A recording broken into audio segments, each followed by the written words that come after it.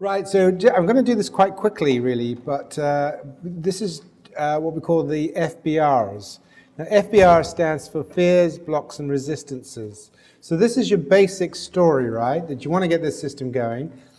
Because this is, if you can get this system going, then whatever you do in your therapy that's therapeutic, like build self-efficacy or exposing people to things they're frightened of, be it spiders or trauma memories or whatever it is, if you bring this system of people's brains into play while you're doing that, the chances are you'll be more effective. That's our claim, right?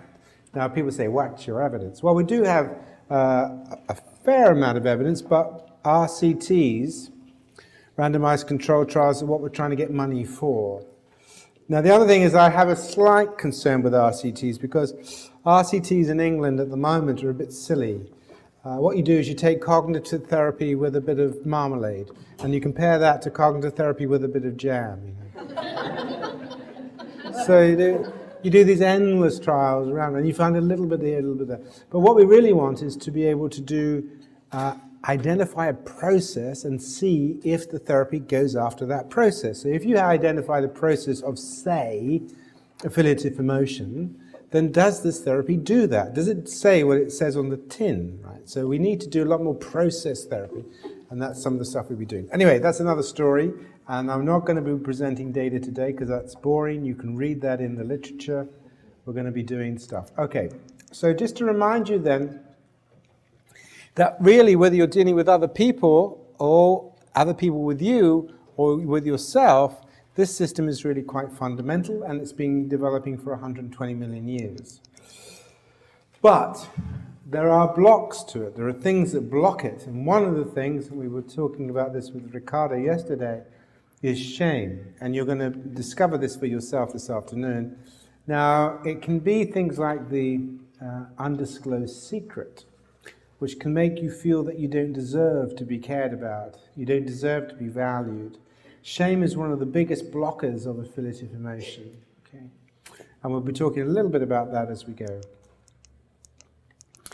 Okay, so the other distinction that I need to make for you, and again, if you come on to the longer workshops, we make this distinction in a lot more detail for you, is the distinction between shame and guilt. Now, June Tangney, who I think is in this part of the world somewhere, has done a lot of work on this. And we follow some of her stuff, but with slight differences. Okay, so she's done a lot of research on shame and guilt. And basically, shame is a problem that you want to try to reduce as much as you can, whereas guilt, on the other hand, is often something you might want to increase. And the reason for this is because shame, and again, there's a whole stuff behind this, so forgive me for just giving you the top of the iceberg of this stuff. Shame is really what we call linked to the rank mentality. And there are two types of shame. One is external and one is internal. Now, external shame is the feelings you have when you feel somebody is looking down on you, all right? So it would be the feelings that I would have if I thought you were seeing me as a crap lecturer. I was like, okay, so if you have a negative view of me, then my perception and experience of myself is affected by that. Okay?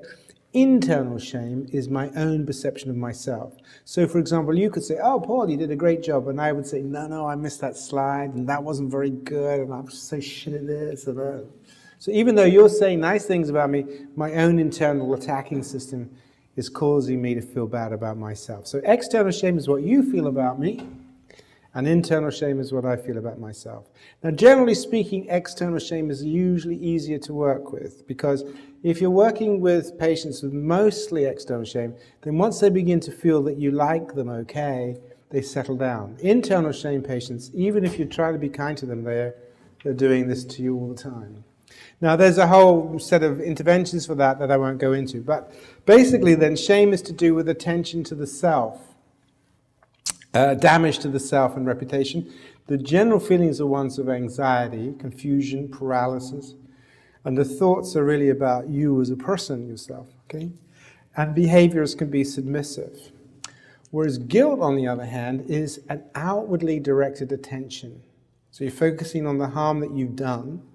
It has feelings of sorrow and remorse, as opposed to anxiety and paralysis. It focuses on sympathy and empathy. You don't need empathy for shame, but you do for guilt. And the behaviors are focused on genuinely wanting to do better, to repair the damage. So imagine you have two people, Harry and Fred, who have an affair, and their wives discover it. And Harry thinks, oh my goodness, my wife has discovered my affair. Now she's going to think I'm a bad person. And my friends, should tell my friends, they will think I'm a bad person. And you know what? Maybe I am a bad person. What am I going to do? I better, maybe if I buy her some flowers, right? In other words, in shame, it's all me, and me. Okay? And you often see this in politicians, right? When they talk about their affairs, they are defending like mad, okay?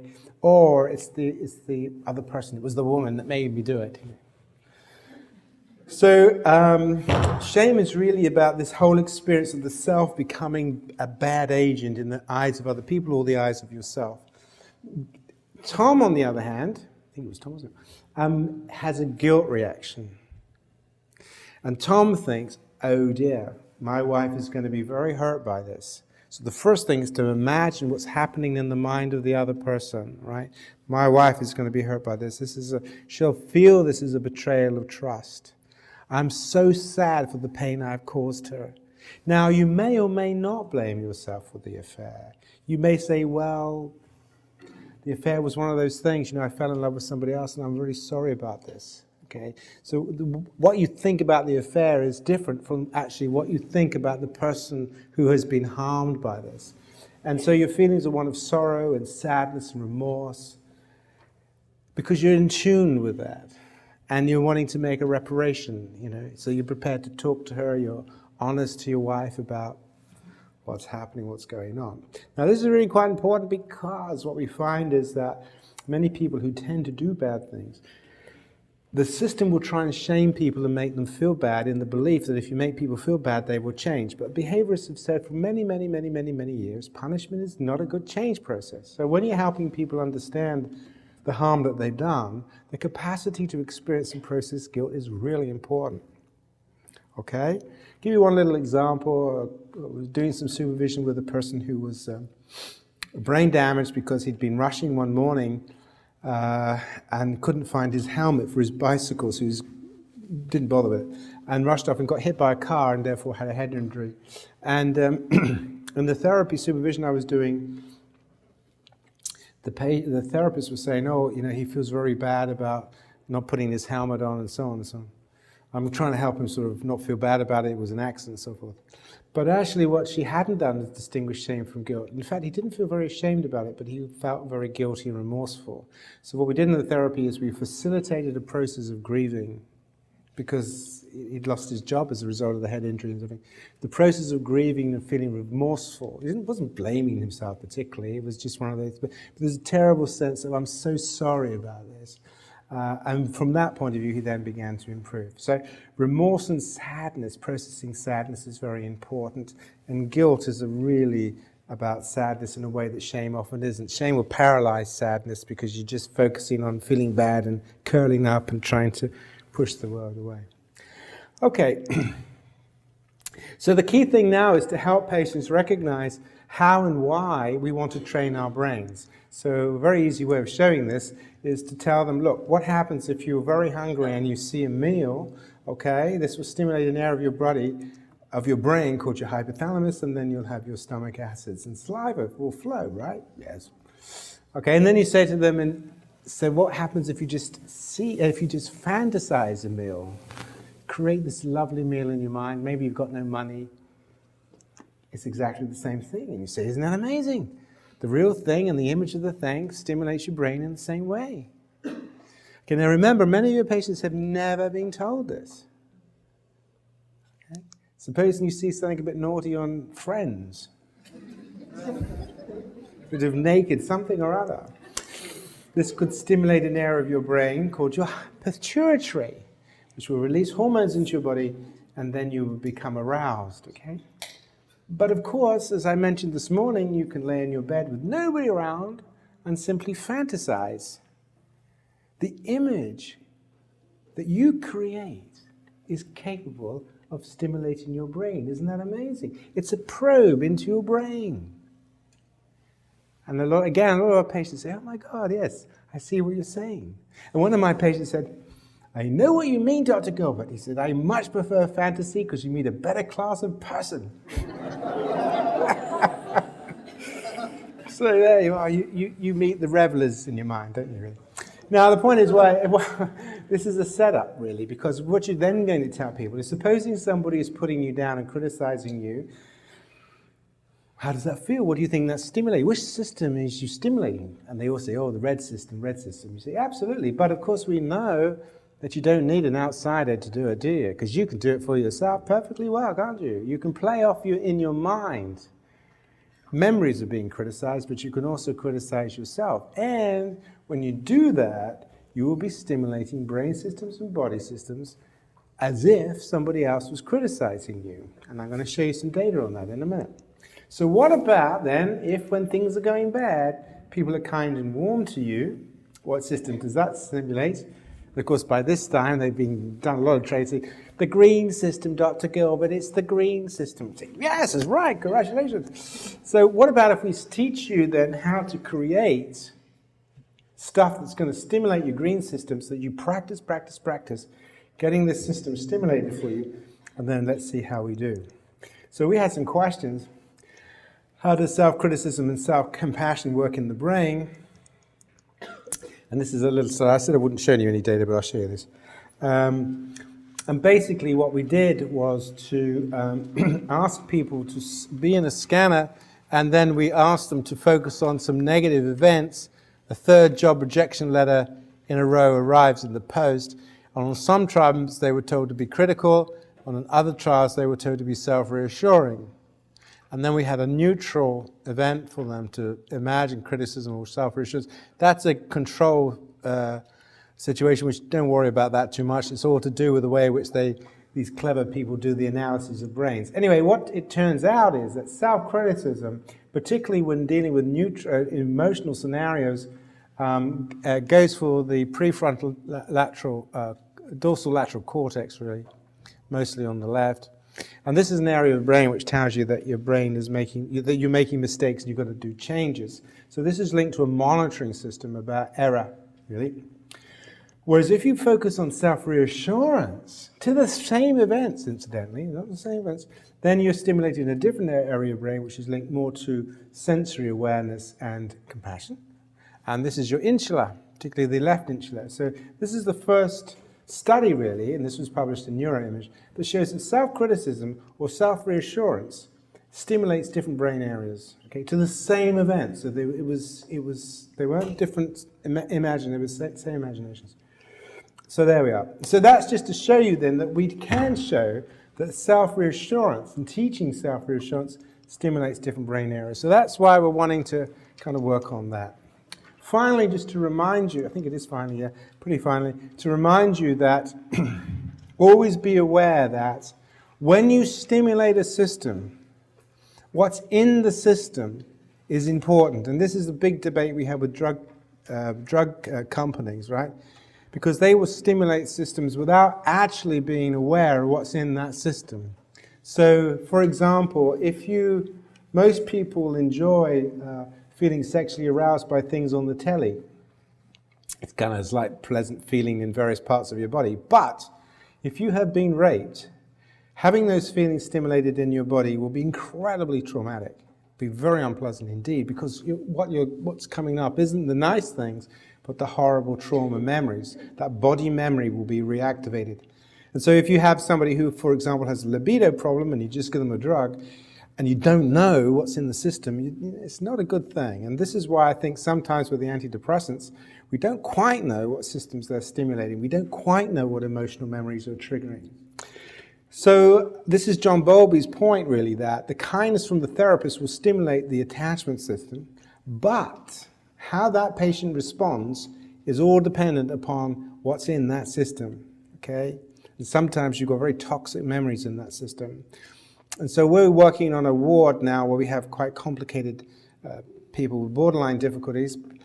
They've been in prison, they're coming out of prison, and they still need treatment and support. So I'm working on this unit, and we're trying to help the nurses understand how it works, because what will happen is that the nurse will have a good session with the patient.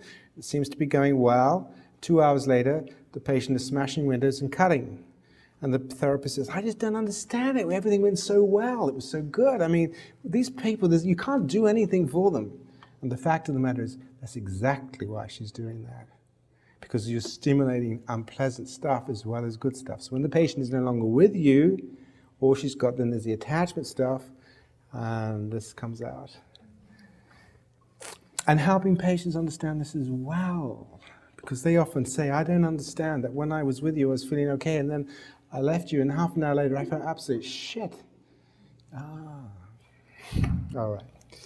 So the point is then, compassionate mentality is really to stimulate these different systems in our brain so that we organize our brains in different ways. Okay, so enough of all that. So now we're going to do the exercises. Okay, so you don't need your stuff anymore. The notes of what I'm doing is in your handouts. They're all there. You can read them. So I'm going to take you through it now. So this is now, you're going to be doing all these exercises. Now, although this is a big group, it is quite helpful if some of you feel okay to share some of your experiences. Just reflections, that's all. So we can just get a flavor for what happens for you.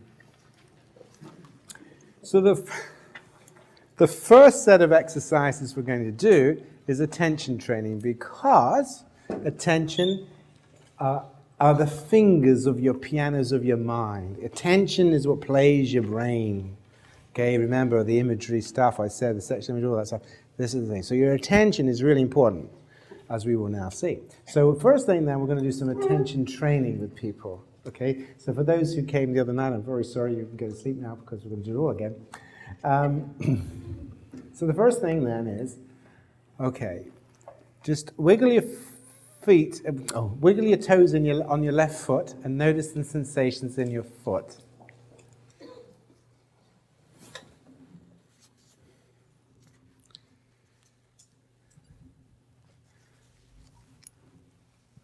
Okay, great, take a breath. In fact, it's a good idea to keep breathing the whole time, actually. So now pay attention to your right foot. Wiggle the toes in your right foot.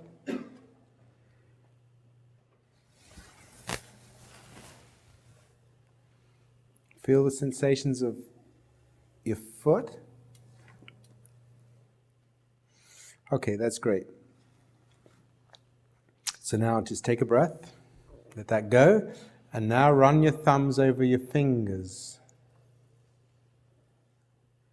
Feel the tips of your fingers.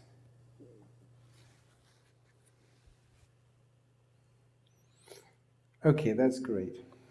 So let's come back together. Now this is exactly how I run my groups. Okay, what I'm doing with you is exactly what I do with them, right? For our attention training days. Okay. So then I say to them, so what did you notice?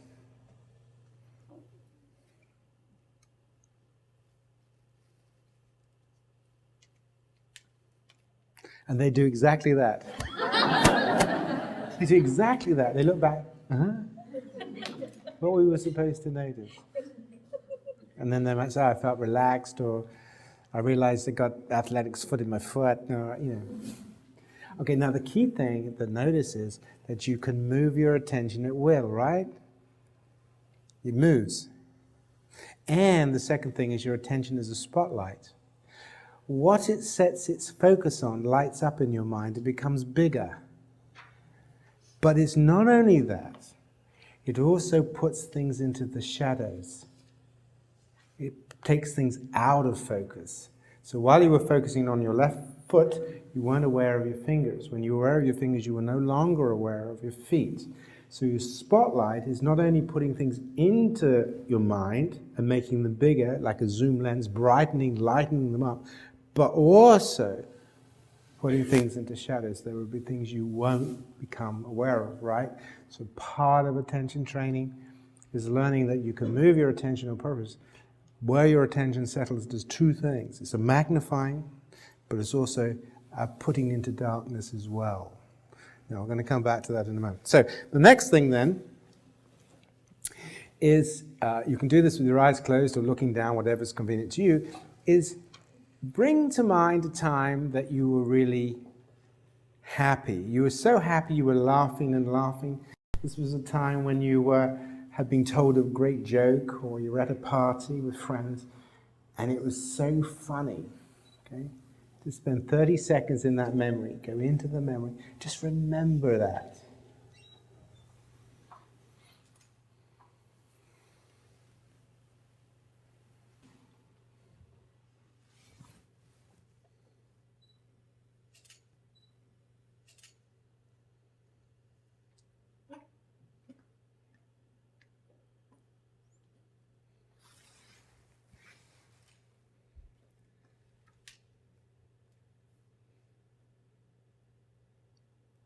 Okay, that's great.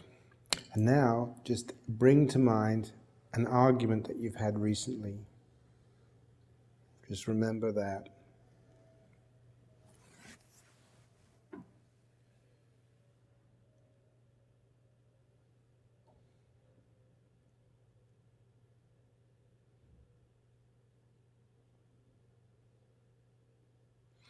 Notice what's happened in your body. Okay, now just let that wash through by imagining your holiday that you were hoping to have, or one that you'd love to have, and what you would do on holiday. This is what we call a wash through.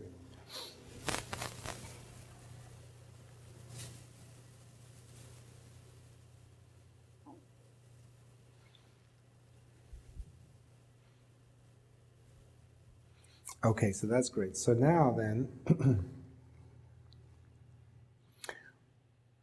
what did you notice?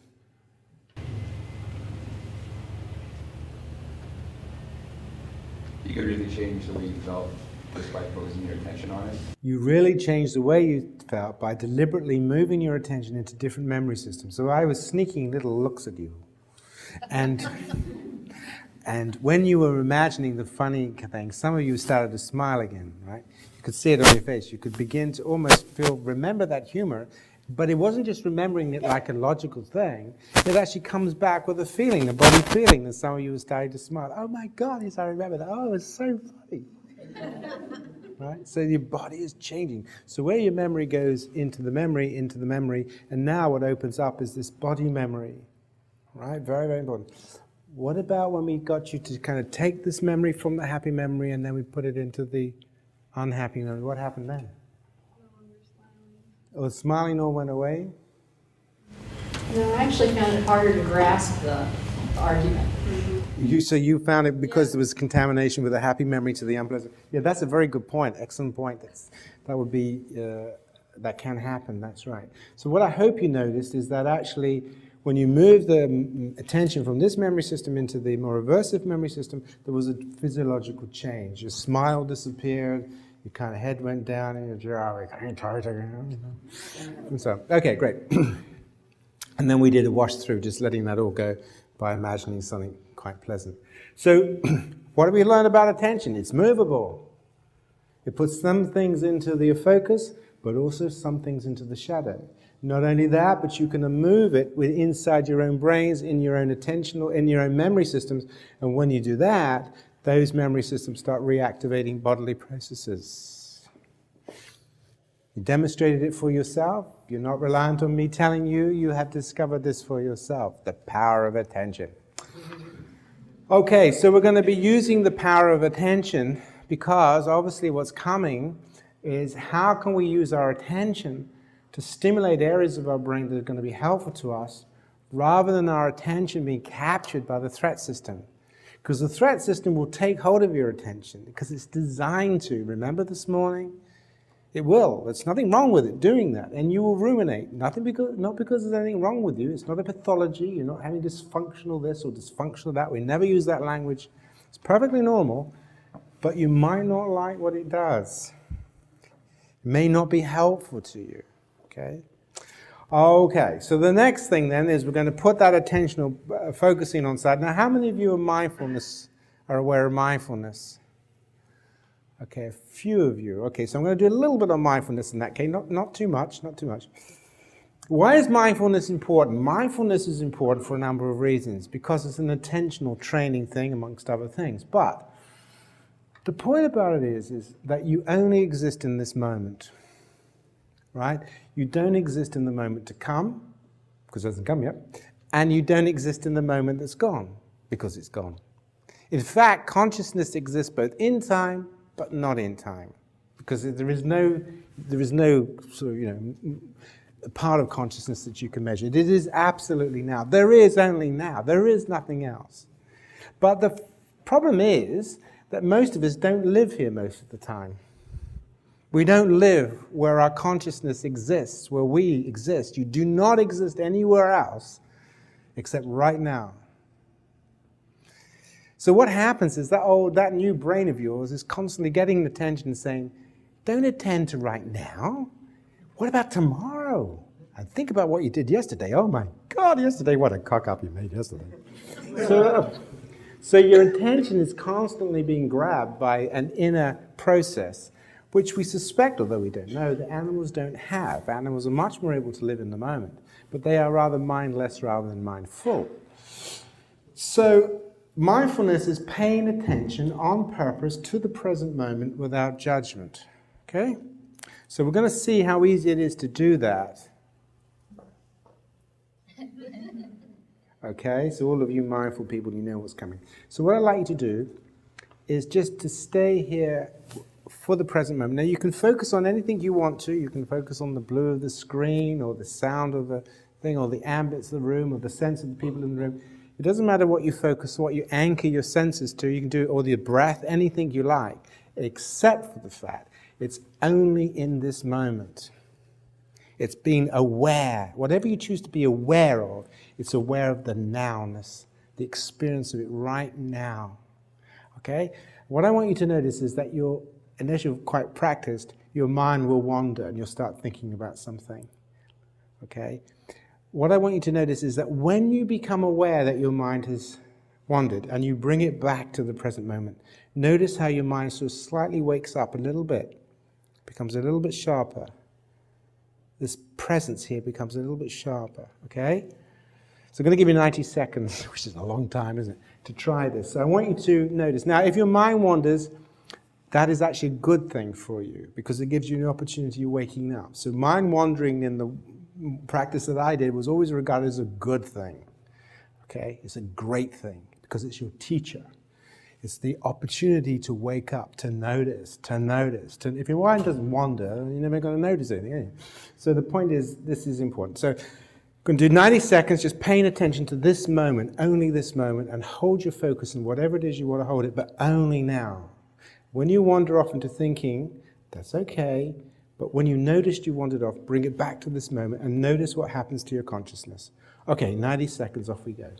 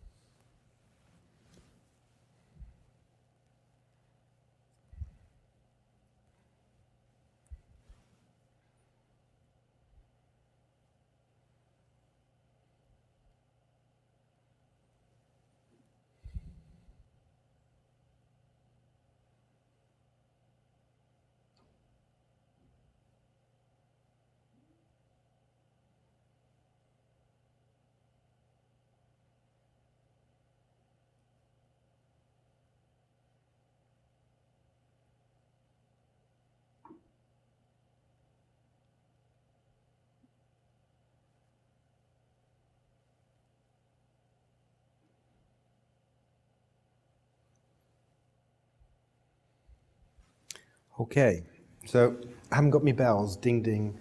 There we are. So what did you notice?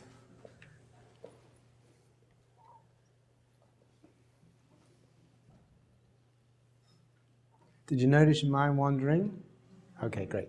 It's normal, it's natural, it's supposed to do that. In fact, it's a symptom of creativity. The wandering mind is a creative mind, right? Okay. But did you notice what happened when you brought it back to this present moment? You know, you didn't notice? Okay, did your mind wander? And what happened when you brought it back to the present moment? It made me smile.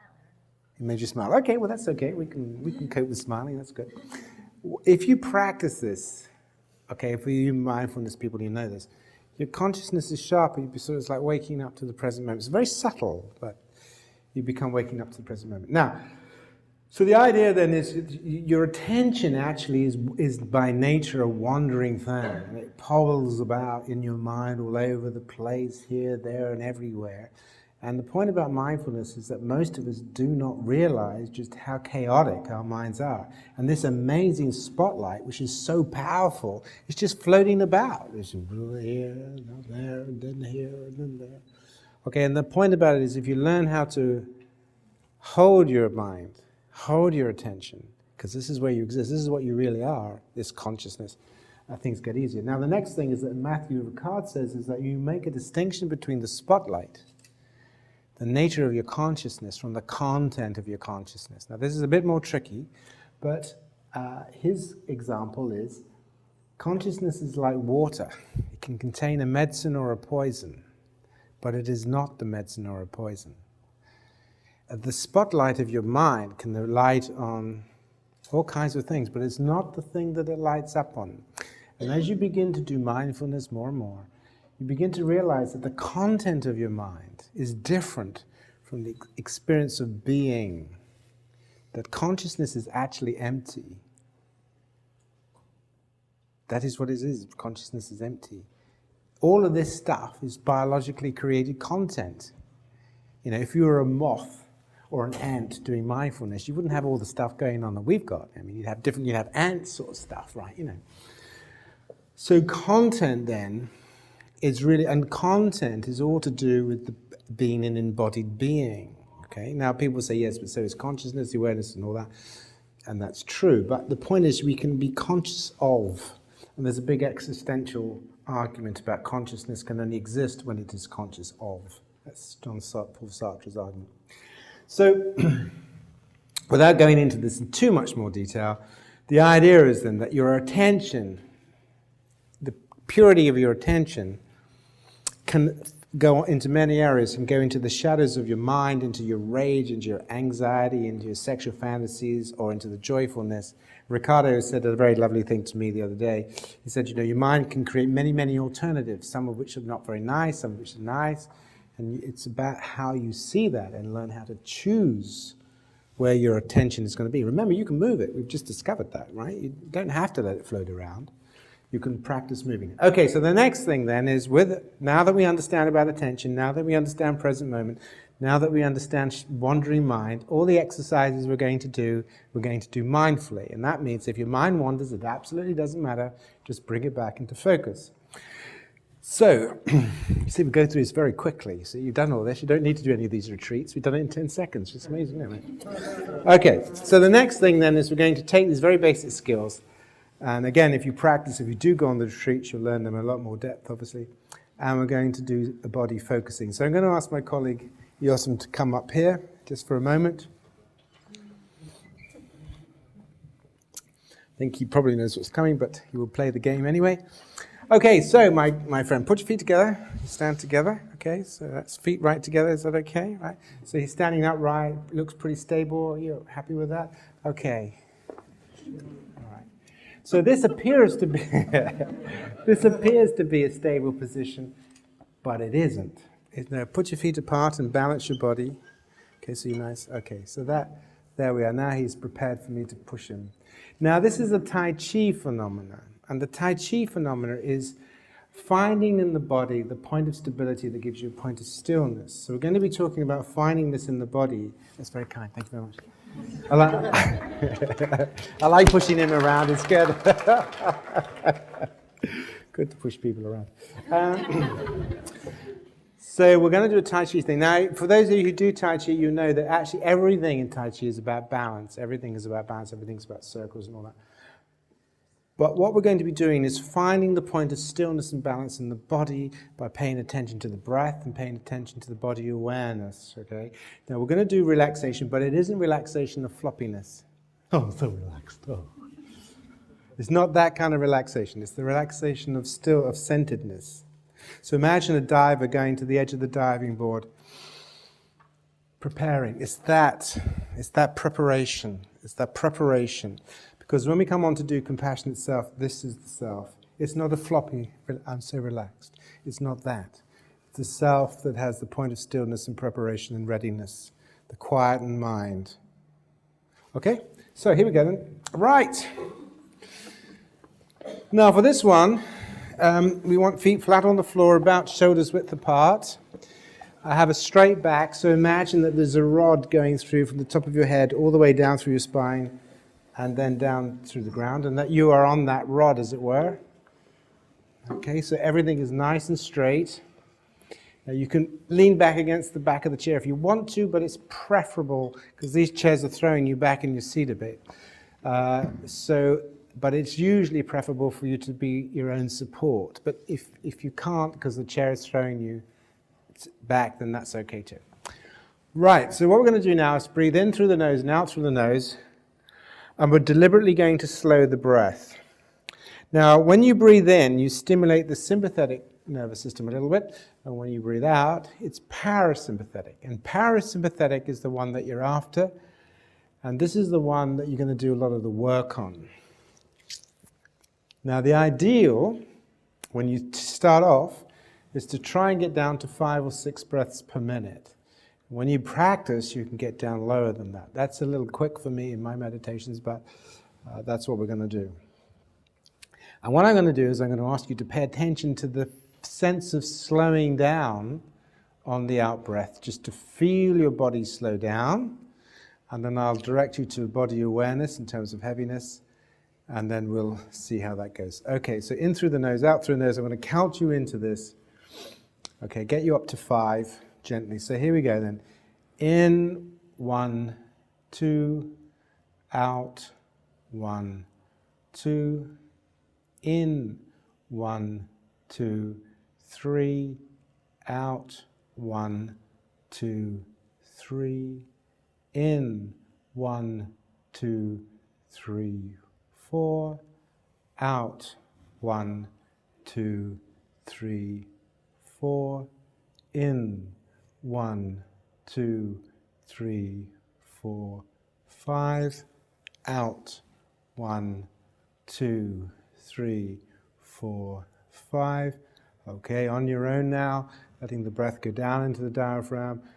Feel the lungs expand gently, and then exhale gently, in gently, exhale gently, slightly deeper, slightly longer than normal. 1 minute.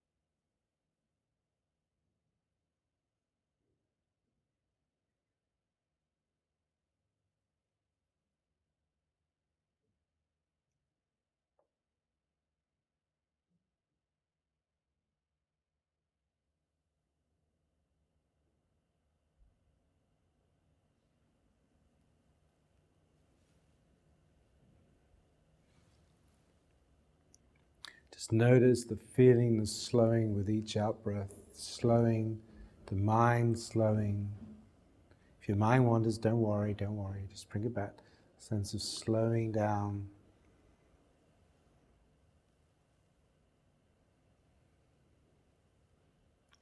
Okay, now notice how your body has become slightly heavier in the chair. As your breath is slowed, so feel your body is slightly more grounded now. Feel the ground holding you up, the chair holding you up.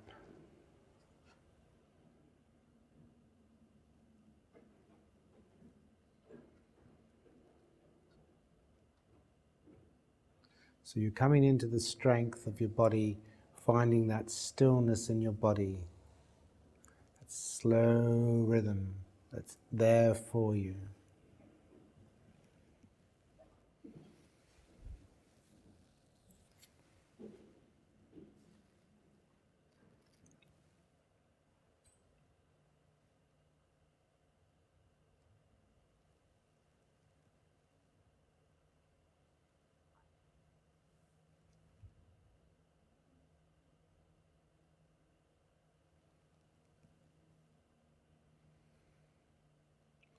Okay, we're going to do a facial focusing now.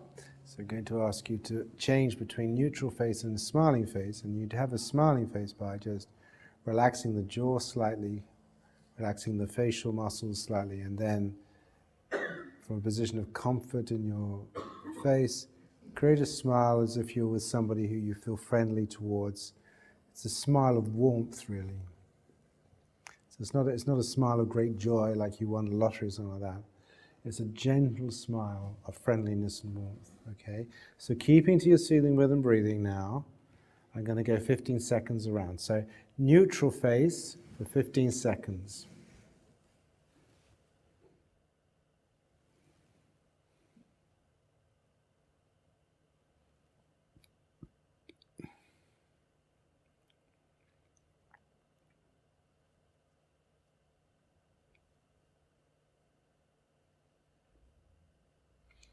Okay, smiling face.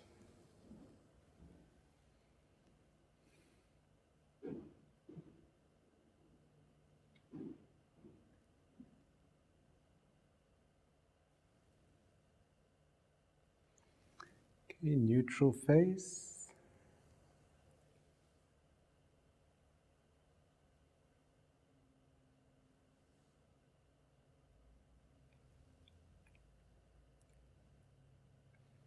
And lastly, smiling face.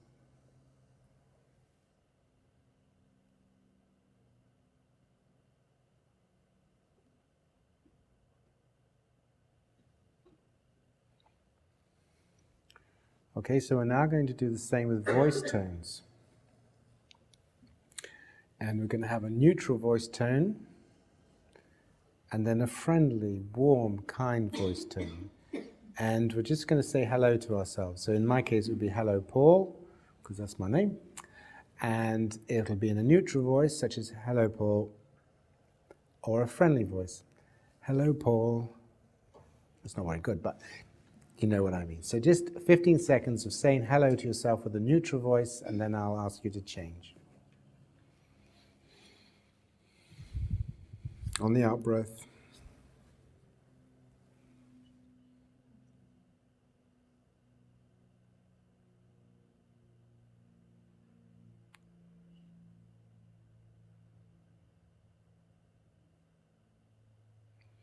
Okay, friendly tone.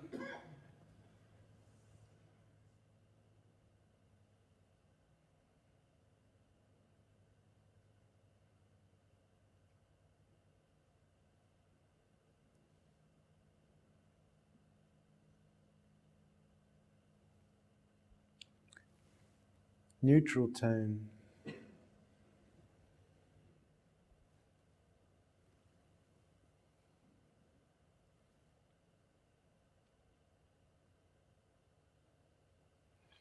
Okay, and last time, friendly tone.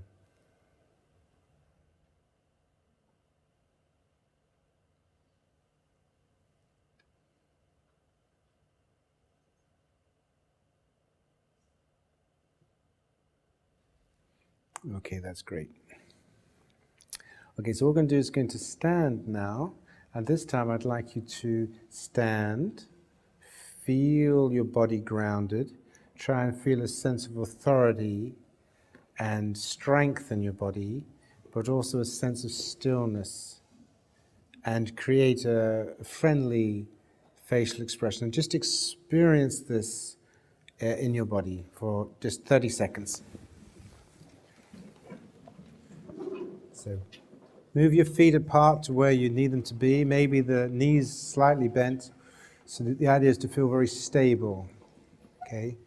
Begin to feel your body is stable. Nice upright back.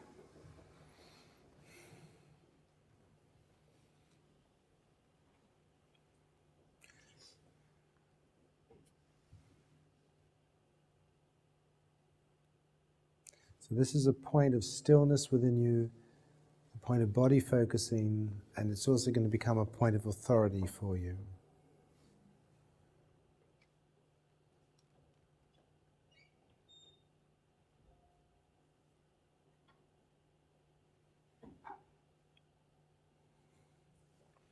Okay, that's wonderful. So now we'll sit down together. Okay, so we'll just go through that before we move on to the next bit. So what did you notice? Firstly, what did you notice with the breath? Did you feel yourself slow down? You could feel that, okay?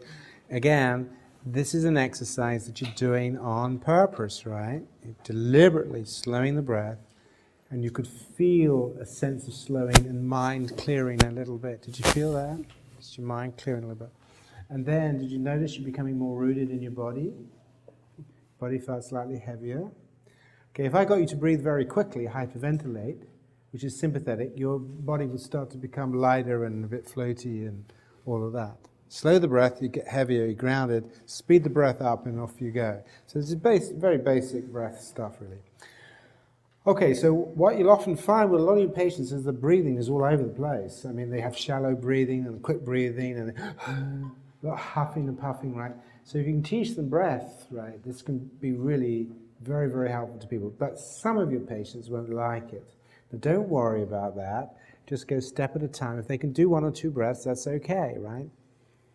So when we first did our group with our borderline patients, we started on breath control, and we had 3 of them threaten to walk out at that moment. No, I don't like this. Ooh, don't like focusing on my breath. Oh, that's awful. So we said, well, the idea is to help you with attention focusing and grounding. So we have a motto with our patients: always think with them, never for them. So we said, well, the problem is that we want to help you with your attention and grounding your attention. So they said, well, couldn't we hold something? Maybe if we held something, we could focus on that. So we had a group discussion, and people came up with various ideas. So in the end, they decided on the tennis ball. Not my idea, it's their idea. It took about 20 minutes for us of a discussion to get to this. Well, supposing we held a tennis ball and just focused on that, and then maybe the breathing, and then we wouldn't have to focus so much on the breathing. We could hold the tennis ball and try and slow the breath, blah, blah, blah. Okay, let's do it. We'll do a behavioral experiment, see? Cognitive behavior therapists love it, behavioral experiments. We'll do an experiment, see? So that's what we did, and we went and bought them some tennis balls, and it was great, because then the groups, and they'd say, come on, everybody, hang on to your balls, we're going soothing here.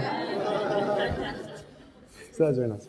So always be open to things from your patients. And as I might have mentioned, if I didn't, I should have mentioned this. A lot of the work that we're doing has been guided by our patients. So they often said, oh, I tried that, what you told me, Dr. Gilbert. It was absolutely crap. That was no good. But I had to go at this, and that worked much better. So that's fine. That's great. All right, so what have we done then? What have we done? Very, very quickly, we've done a little bit on mindfulness. We've done a little bit about the power of attention. We've done a bit about how your attention is so powerful on your physiology. So watch it. Don't let it wander about. Otherwise, it'll be stimulating systems all over the place that you may or may not want. Let's now begin to work with the body by purposely slowing the mind. And we can get this with the breath. If you practice this with the breath, this can be quite helpful. Focusing in on the point of stillness, not relaxation. Relaxation is important, but the sense of stillness and solidity is what we're after. Noticing facial expressions. Did you notice that you felt slightly different with the different expressions? Some of you nodding? Okay, good. So the point about it is that you're using everything at your disposal to start stimulating this green system. Every little ounce of something even the manipulation of facial muscles to create a slight change in emotion. Anything, well used.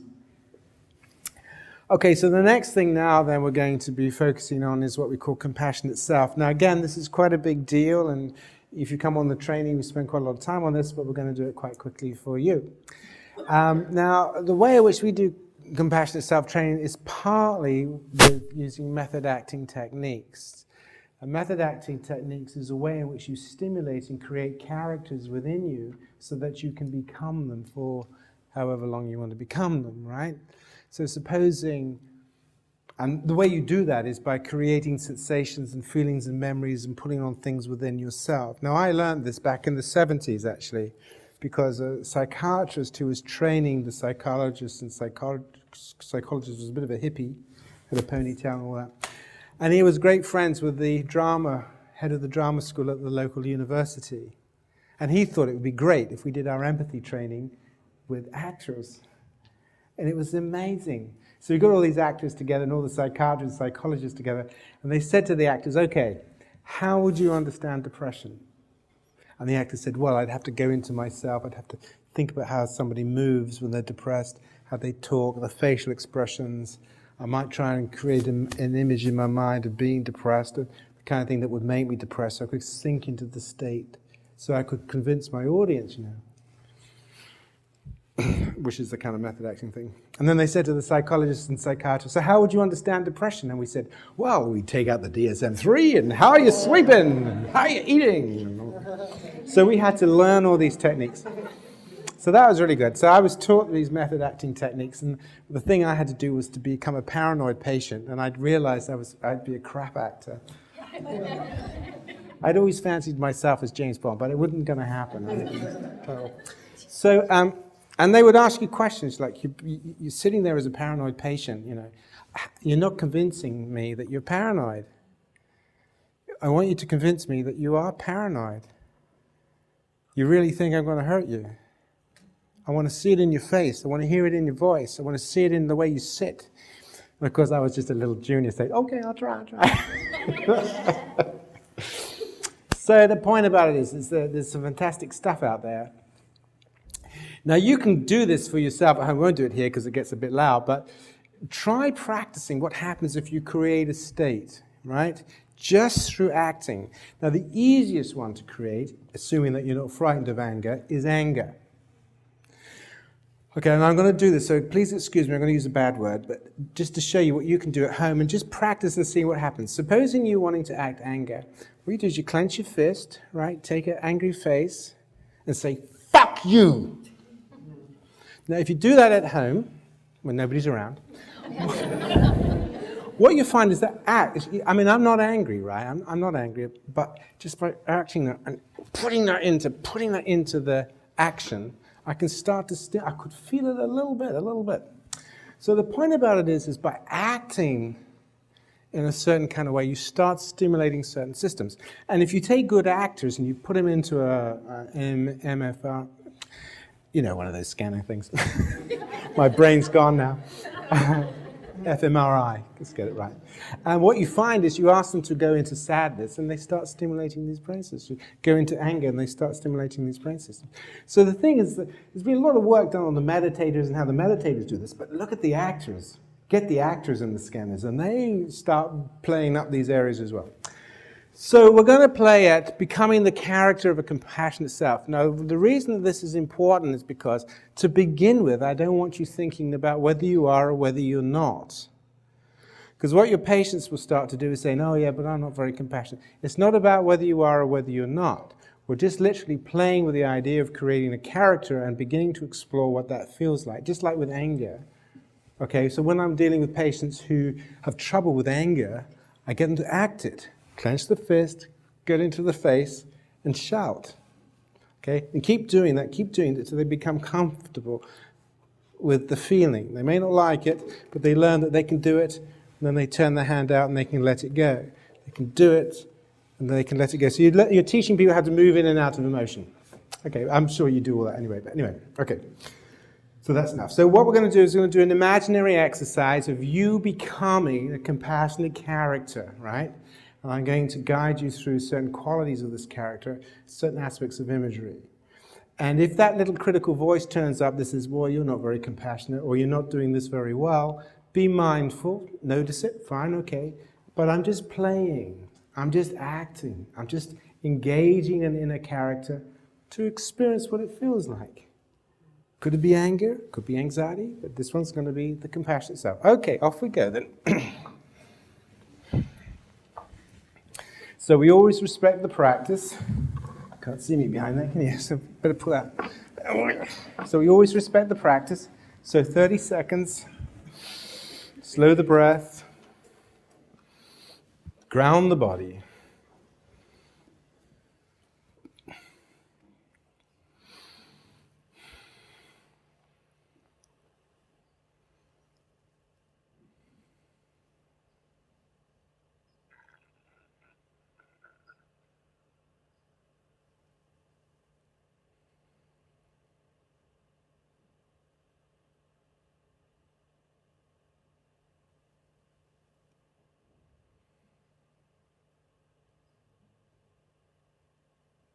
Okay, so now imagine the qualities that you would like to have or you think you have if you were the most compassionate person you can be.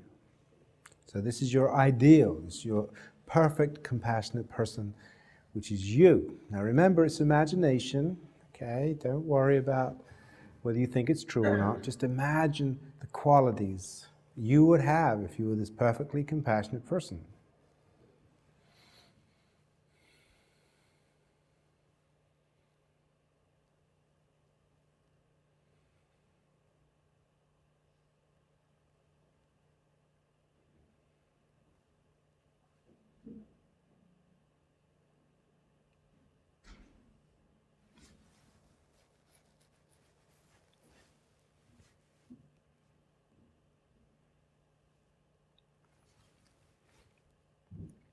Okay, so that's wonderful. Now I'm going to give you 3 more qualities to focus on. Okay, these are wisdom, strength, and commitment. Okay, so I want you to imagine then that you have great wisdom. So you already know that life is very difficult, it's full of suffering, we all find ourselves here, we're all created. You know this, you have this deep, deep wisdom already.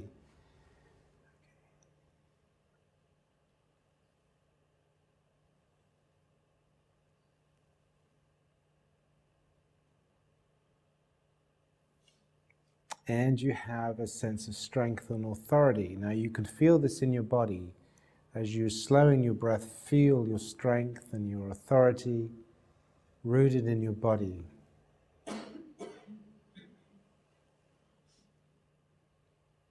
Like a rock.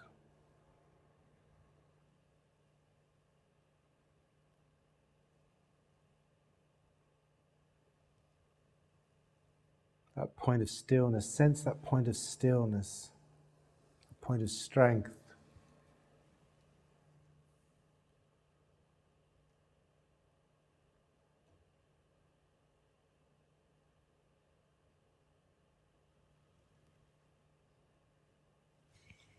And now just focus on your commitment, which is, if you like, the Bodhisattva commitment, for those of you who are Mahayanans. The commitment, the wish to be as encouraging, as helpful, as supportive as you can be to other people. Not only to address their suffering, but to help them grow, and to help them flourish, and to help them become happy.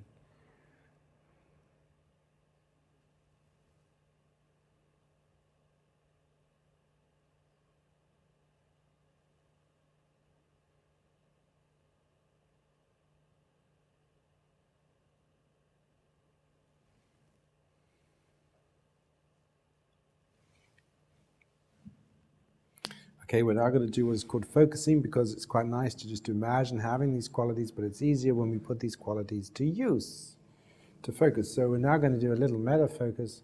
It's called metta. And I'd like you to bring to mind somebody you love.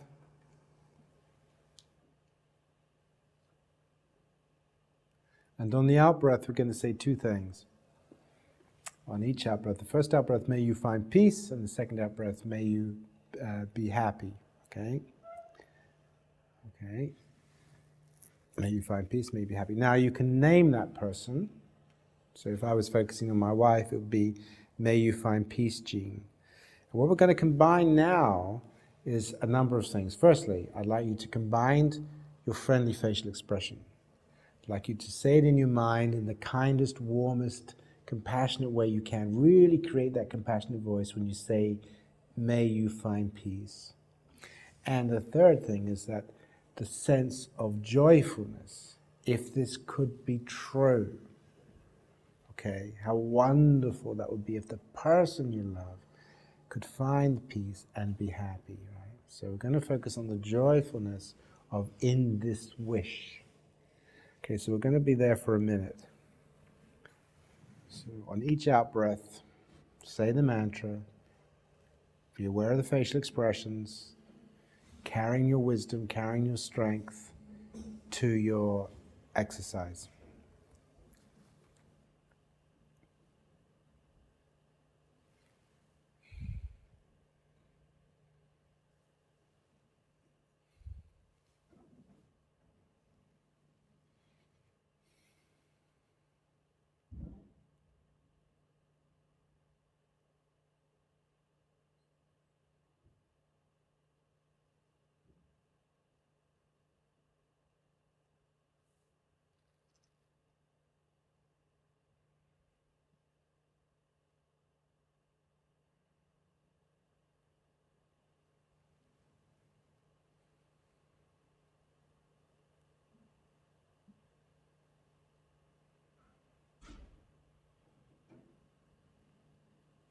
You just check on your facial expressions that it hasn't changed.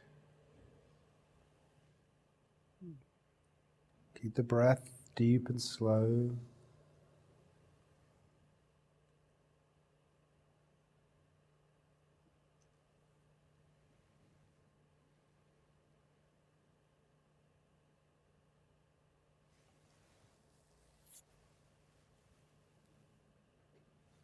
Okay, so now note what you're feeling in your body right now.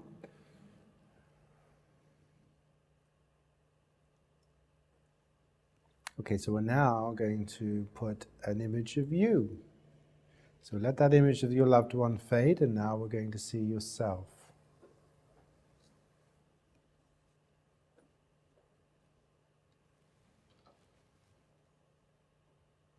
And now you can use the word I, or you can use your name. Okay, different people find it more powerful according to if they have I or their name. So in my case, it would be, may you find peace, Paul. Okay, or may I find peace. Okay. But keeping the image, if you can, of yourself in mind.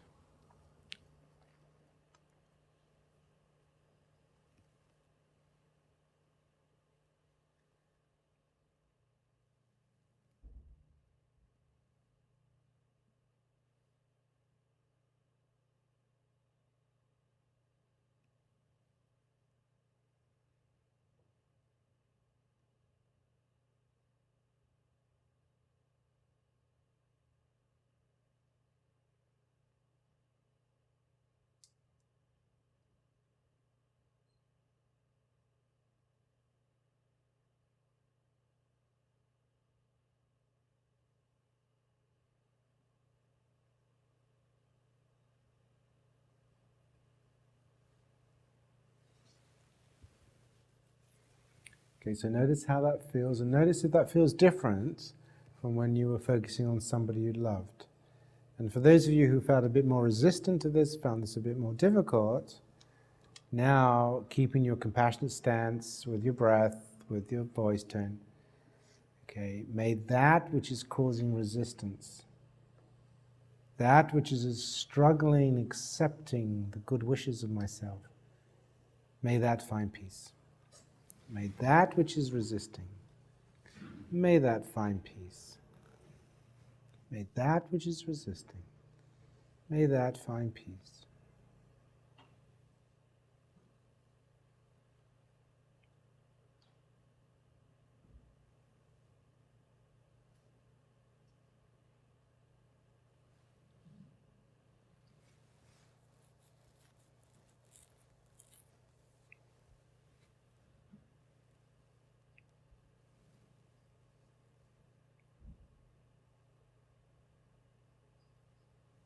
Okay, so we'll come back into the compassionate position first, and reminding ourselves, may I be helpful, may I be supportive, may I be caring. So whatever mantra you want to use for your compassionate self, just spend a moment just reflecting this is your compassionate self, with the desire to be helpful and caring.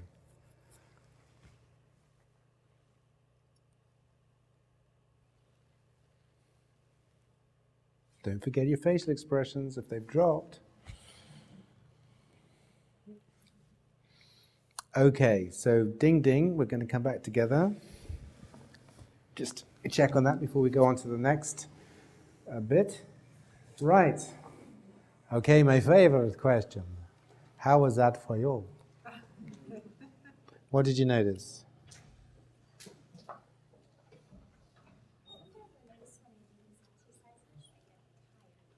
You get tired? Yes, those carbohydrates, I'm afraid. But in fact, actually, this is really quite an important point. Sometimes when I go on retreats, right, the first day I'm doing the exercise, I fall asleep, right? And the person I do the exercises with, he says, this is very important. Go to sleep. If your body needs to sleep, go to sleep. Respect the body, okay? So don't try and force yourself. Mindfulness would say, oh, try and stay awake. If you can do that, that's okay. But the key thing, respecting the body. So if the body is saying to you that you're tired and exhausted, then you're not respecting the practice. That would be the thing in my approach to it. So just allow yourself to sleep. And as your body is listened to, right, then that is the compassionate approach to listening to the body. And then usually I sleep for a day. I was saying in the back of the class. And then the second day, I'm all ready to rock and roll. But if I force myself, stay awake, mindful, come on, wake up. That Zen kind of approach isn't my ideal at all. So always pay attention to the wisdom of the body as best as you can. Look after the body. If the body is, because I'm always rushing around, if the body says, look, Gilbert, you're knackered, you're exhausted, take a break. I say, okay, I will. So that's very important. So it may well be that what happens is you give yourself an opportunity to slow down, you suddenly realize, actually, I'm very tired. That's wisdom. And then it's up to you what you do with that. Okay, any other thoughts? It was easier to be compassionate to the other person than to yourself. Absolutely. Did you notice that? Surprising, isn't it? And as the Dalai Lama would say, the one person that deserves compassion is you, right? So why do you think that is?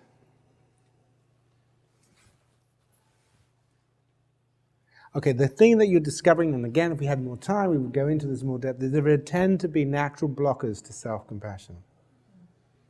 All right?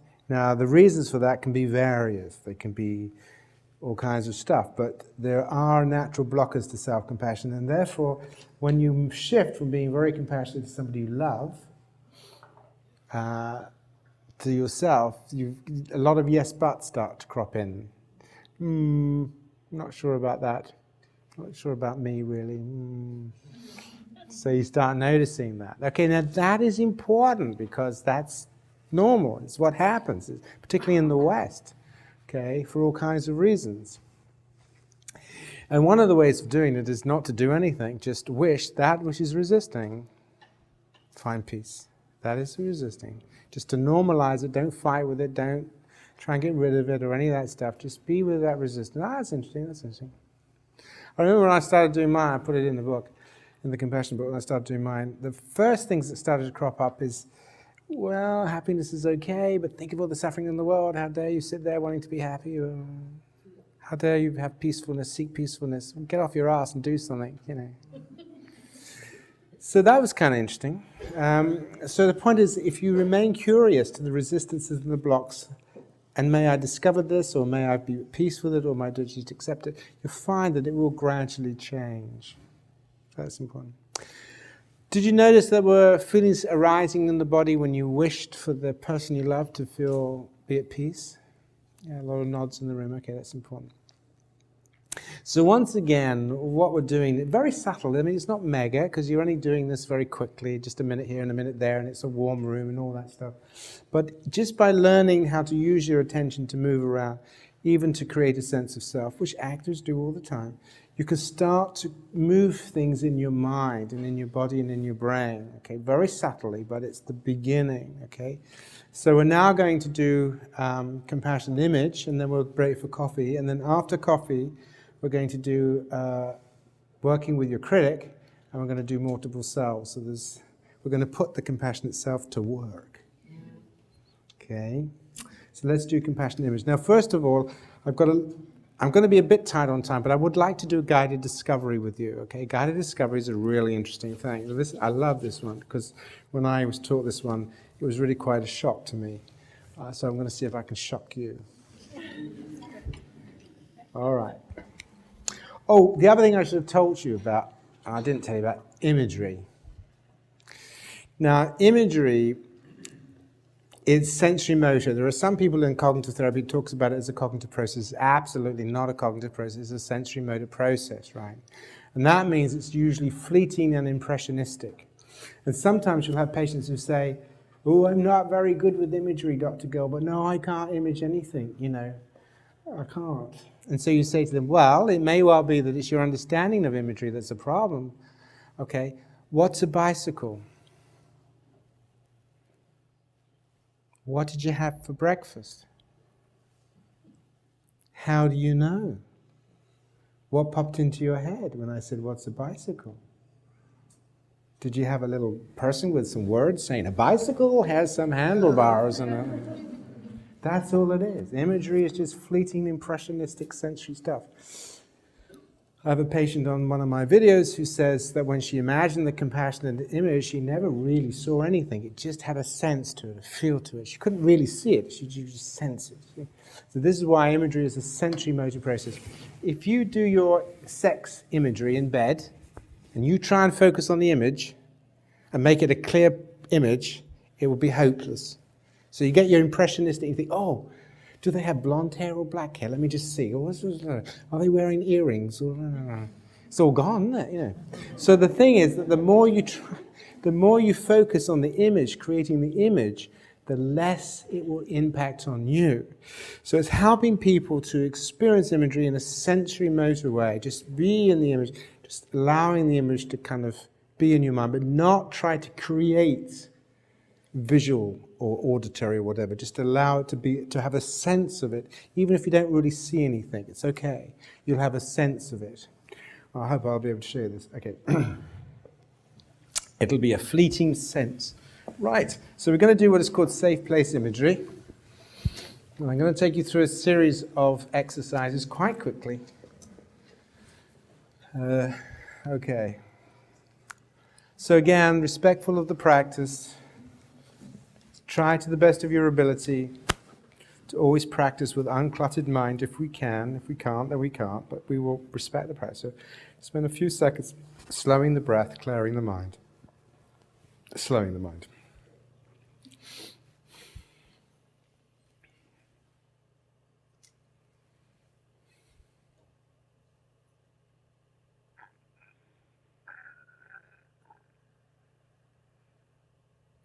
Okay, so now we're going to create a safe place. Now, when you do this with patients, be aware that they will sometimes create a place of safety, not safeness. So what's the difference? Well, one of my patients quite early on, when I was doing this, said, oh, I've got a safe place. It's this bunker deep underground. There's steel doors, and I've got machine guns on the roof. When I imagine myself in there, I feel safe. Now, that's okay, we can start from that position, but that would be what we call a place of safety. That is, the focus is on stopping bad things and keeping bad things out. Whereas safeness really is the experience of being safe, to be open to explore. It's not about closing yourself in, it's about opening yourself up. But patients sometimes take a long time to make the transition from safety into safeness. So for you, when we talk about safeness, try to the best of your ability to imagine yourself in a place where you're totally free, right? You can do whatever you want. Okay? This is your place. You are safe here. Nothing's going to harm you. Nothing will judge you. Okay, so the first thing then is it indoors or outdoors? And again, you might only have an impression of this. It might not be clear. But are you inside somewhere or outside?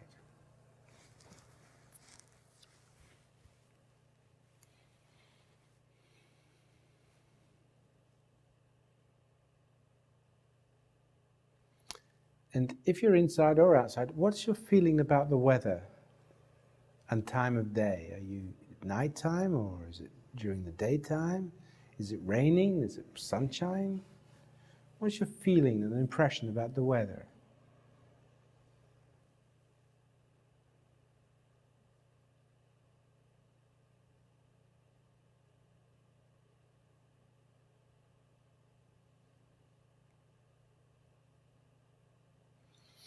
Okay, wonderful. So anything else that you can sense around you in terms of what you can see, maybe sky or anything like that, like the color of the sky or the ground that you're standing on or the surroundings around you? Anything that you can hear, sound of the sea or birds or the fireplace or anything?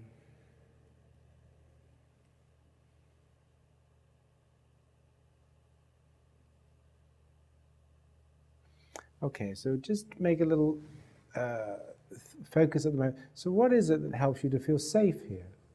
What do you like about being here?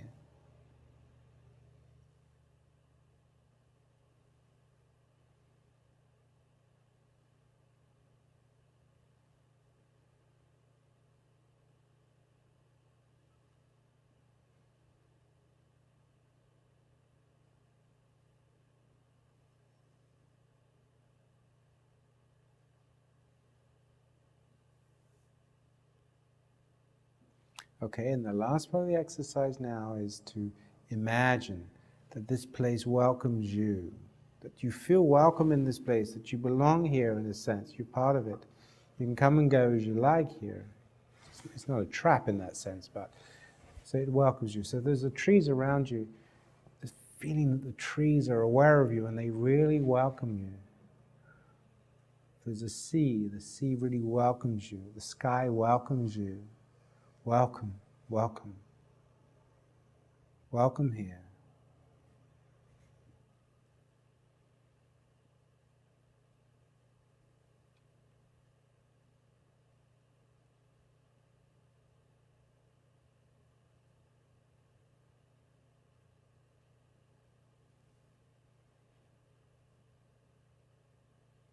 Okay. Pay attention to your facial expression and see if it's dropped. Okay. Bring back your friendly expression. Notice the difference when you focus on expression.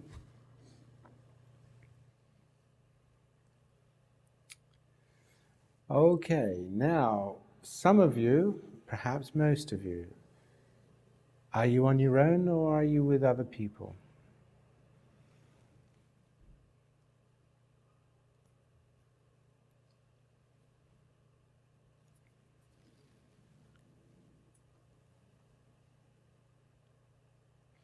For those of you who are on your own, I'd like you to bring in other people and notice what happens.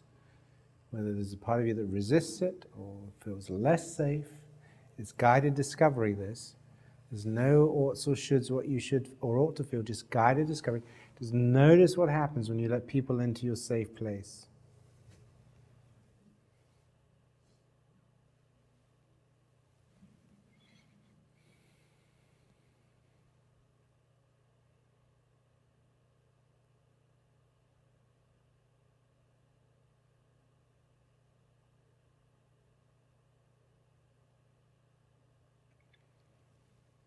Okay, and the last part of the exercise is that if you did bring people in, notice the ones that came and how you felt about it, then who would you allow in actually?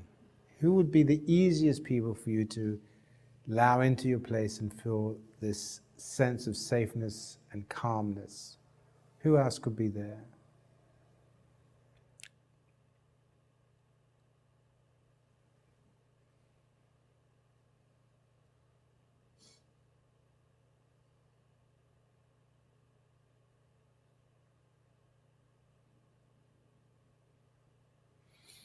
Okay, so we'll come back, ding ding, let that fade.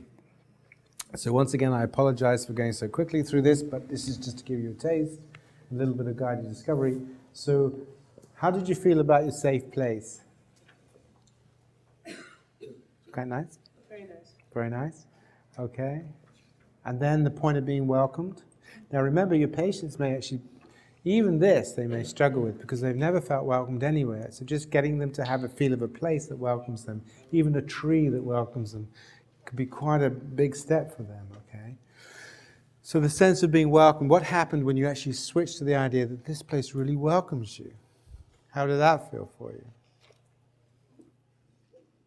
It's okay, yeah, so people smile. And then what happened when you let people in? Did you like that? No.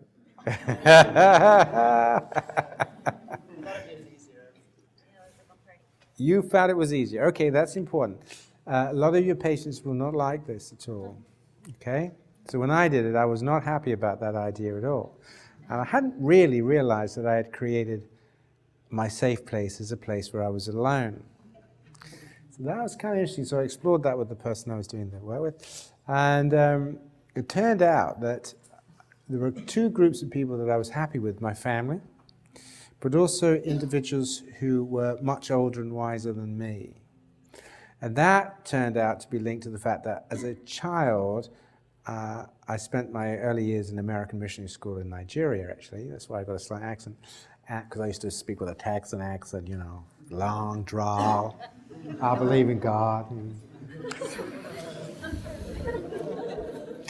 Then I came back to boarding school, and I wasn't really parented that much after that. So, and the idea was that actually what I discovered was that sometimes with people I feel slightly that they have to be a certain kind of way. In other words, what Jung would call persona dominated. Right? So that was interesting. So I did work on that. So you learn then that these exercises are also guided exercises. They help you understand a little bit about how you create safeness, how you feel safe with other people, the kind of people you feel safe with or you don't feel safe with, all of that stuff. So we're now going to do the final imagery exercise of the afternoon, which is called safe image. Now, for thousands of years, people have engaged in prayer. Why?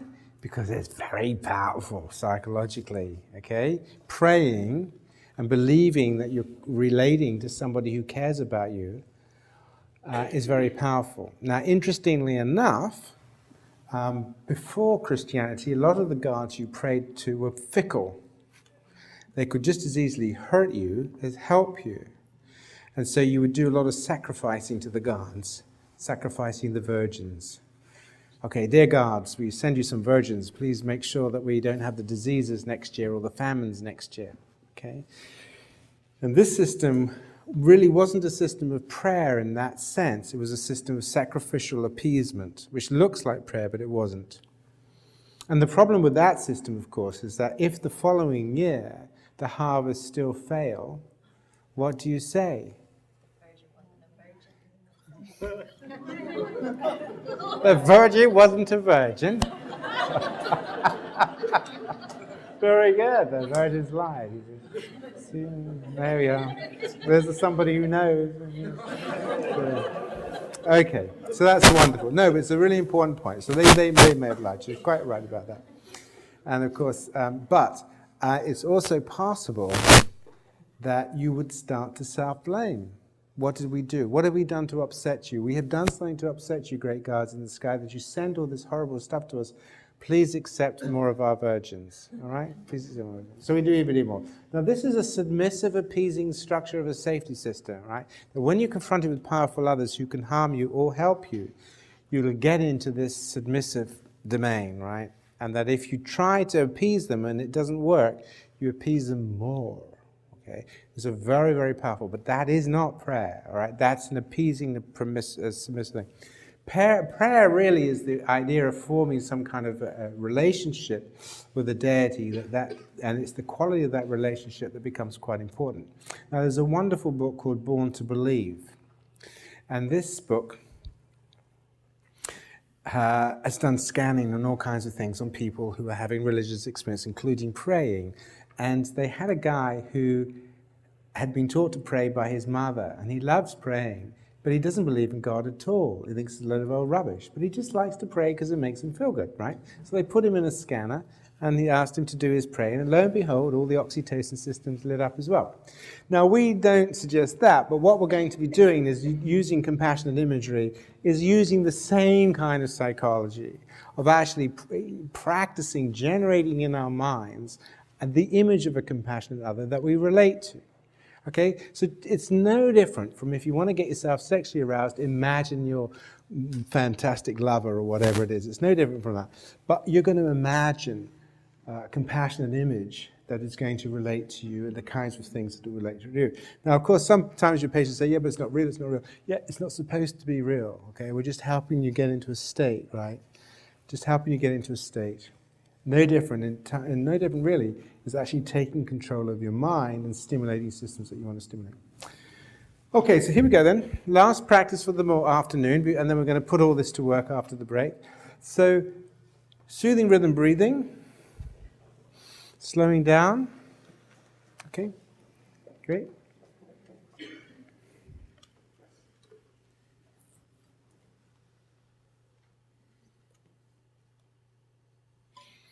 Now you can meet this person in your safe place if you want to, or anywhere.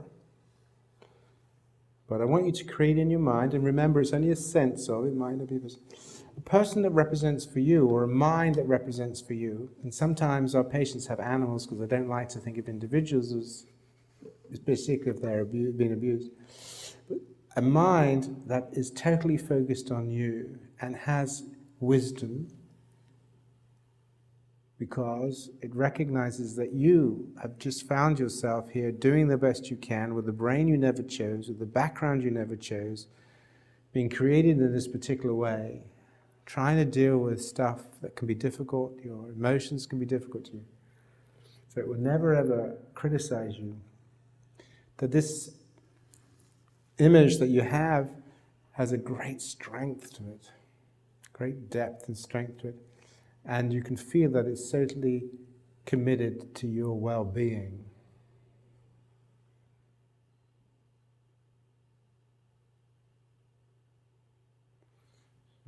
Again, it may only be a fleeting sense of whether it's male or female, or doesn't really fit into that category, whether it's older than you or younger than you. These fleeting feelings about this other mind that comes with wisdom, strength, and a desire to be helpful to you.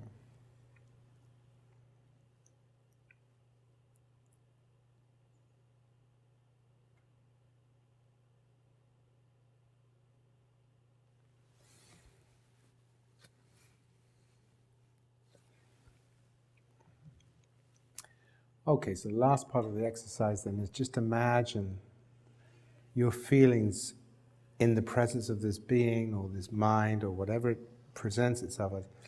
And you can sense this. Naming you, may you have peace. May you be happy.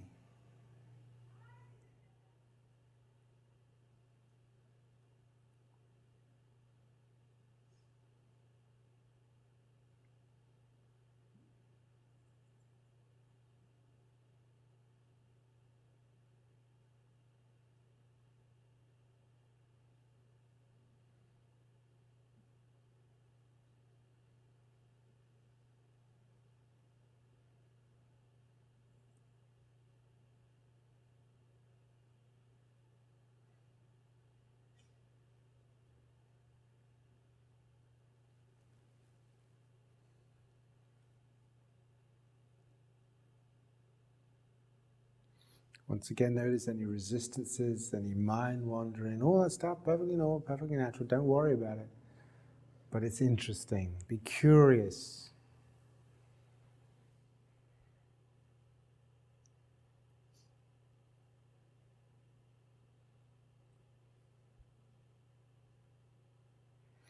Okay, ladies and gentlemen, so we'll say thank you to our images, so it'll come back. Okay, so this is an embodied compassion. So for some patients, like the patient I spoke about this morning, whose brother had died, just the act of creating this image, of imagining what that would be like, can be really quite important for them. And sometimes when they're doing thought records or whatever it is, just imagining this really kind voice that wants them to be better from depression or whatever it is, and generating that sense of there being another mind that actually wants for them to do well. Now sometimes, of course, they'll hear your voice, that's okay, but the idea is that what you're wanting to do is constantly get your therapy coming in on this signal, this social signal. So we're going to see how it works after the break by becoming the compassionate self that's sending or taking in from. And in this way, we're trying as best we can to deliver the therapy in a social signaling system so it goes deep into the brain systems that we were talking about this morning. And I will take the challenge to see if I can demonstrate to you that you've done it, okay? By doing some exercises and see if I can show you that you have done this. So then you can fire me and kick me out, okay? So we have 20 minutes because we do need to be back by 3.